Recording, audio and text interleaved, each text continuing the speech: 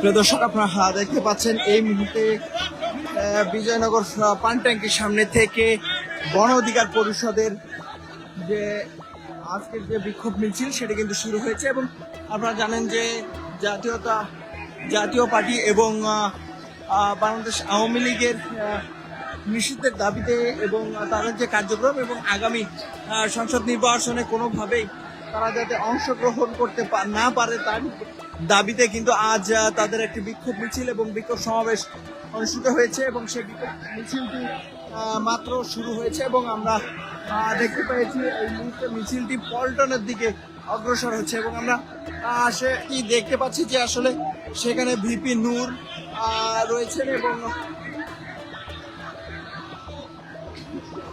দেখতে পাচ্ছেন গণ অধিকার পরিষদের উদ্যোগে আয়োজিত আজকের যে তাদের যে একটা বিক্ষোভ মিছিল এবং তাদের যে বিক্ষোভ মিছিল জাতীয় পার্টি সহ আওয়ামী লীগের যেসব দোসররা আসলে এখনো বাংলাদেশে বিদ্যমান রয়েছে তাদের নিবন্ধন এবং সেই সাথে তাদের সেই দলগুলোকে আসলে নিষিদ্ধের দাবি তুলছেন। বিশেষ করে তারা বলছেন হবে এবং আগামী যে সংসদ নির্বাচন রয়েছে সেখানে তাদের যে দলীয় যে নিবন্ধন রয়েছে সেই নিবন্ধন বাতিলের দাবি কিন্তু তারা তুলছেন এবং সেই দাবি তুলে আজকের এই বিক্ষোভ মিছিলটি করছেন। এবং আমরা দেখতে পাচ্ছি সেটি বিজয়নগর যে কেন্দ্রীয় কার্যালয়টি রয়েছে সেই কার্যালয় থেকে শুরু হয়ে এখন কিন্তু পল্টন মোড়ের দিকে কিন্তু তাদের মিছিলটি যাচ্ছে।